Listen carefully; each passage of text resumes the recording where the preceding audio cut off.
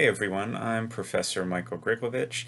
I serve as the department chair for Humanities and Social Sciences, and I'm also a professor in that department. Um, First thing I want to say is I'm happy here with the aesthetic. Got good symmetry, light switches, and doorknobs on both sides. Um, no, but in all seriousness, I'm honored to be able to share some tips with you today.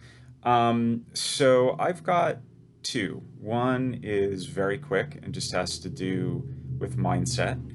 The second one is pretty quick too, but it has to do with something that you can do physically. All right. So the topic that I'm going to talk about is stress. Okay. And that's very broad.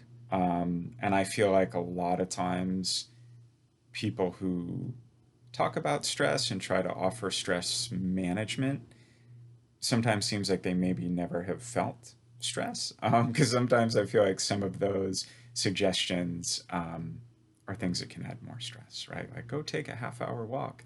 Um, Part of stress, right, is that you feel crunched for time. So it's like, well, that would be great, but I don't really have time for that, right? Um, so the first thing that I want to say is something that a professor of mine told me years ago, and it's been kind of a guiding mantra for me. And she said, use what keeps you up at night as motivation for the day. That's a very simple thing, right? And it's easier for me to say it than to do it. But I try to practice it, right? And we've all had that feeling where things pile up, right? And then it turns into us sitting up at night, right? Or waking up super early and feeling that stress, which can lead to panic, which is a rotten feeling, right? And that's talked about a lot, right? That panic is one of, the worst things you can feel, right? So that's just one little mindset trick. And the more you practice it, it will hopefully alleviate that stress for you. All right. Um, the second tip here is something that you can do physically. And this was taught to me by a friend who's in the military. And they use it there, and it actually comes from Navy SEAL training, right? Which, they have to endure incredible stress. And this is something that was designed to basically keep your own hand away from your panic button, right? And as a way to really manage stress. Okay, so it's often referred to as box breathing, and it's a natural way of breathing where you get into a rhythm. The recommended time is 5 minutes. And this is one of those things, again, with stress, when you sit down to do something, your brain starts screaming at you, right? It says, I don't have 5 minutes, right? When you sit alone with your thoughts, sometimes your stress can start to rise, right? I don't have time for this, right? Or when your brain tries to quiet down, right? There are too many things racing through your head, right? Especially now, okay, given the situation with COVID-19 and how that's impacted our lives, not only with school, okay, and how we interact with professors and our school work, right? Everything being online now.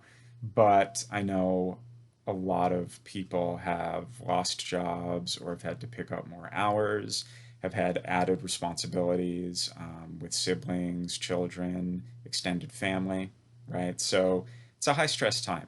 And that's why I thought this would be appropriate. Um, okay, so here goes.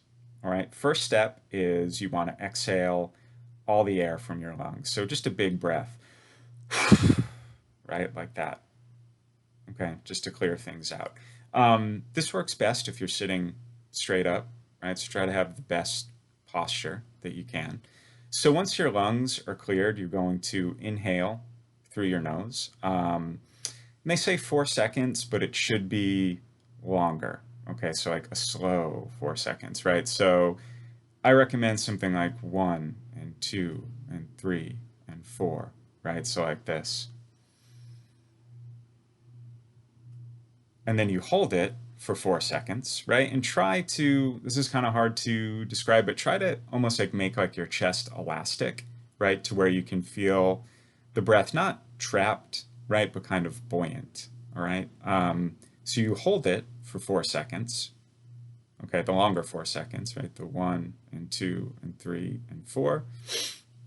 And then you exhale for that same 4 count, all right? It works best if you exhale through your nose as well.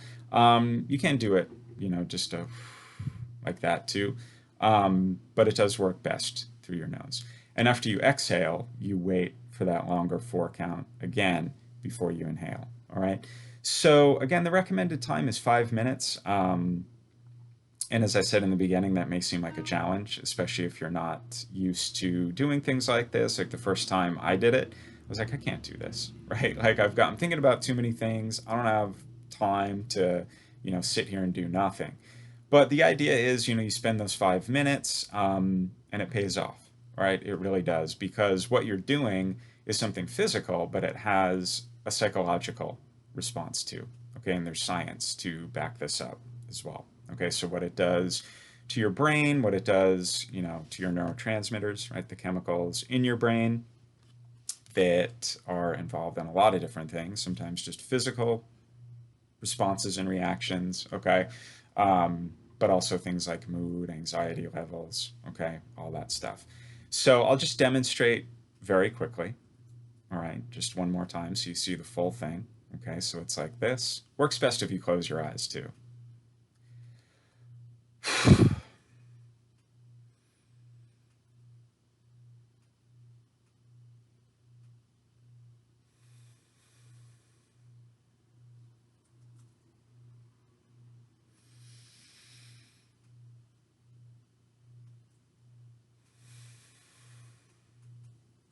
Okay, so that's just one cycle. The more you do it and the more you get in tune with it, you will fall into that rhythm. And you'll get to a place where, multiple people that I've talked to say, oh, it's actually hard to stop after the 5 minutes.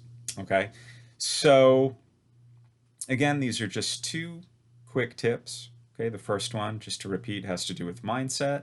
So the advice is use what keeps you up at night to motivate you during the day. All right. And the second one is the box breathing that we just went through. Okay. Um, and both of those I find are pretty effective stress management. All right. So I hope you find these useful. Okay. It's been an honor to share these with you. All right. And I'll see you all soon. Thanks.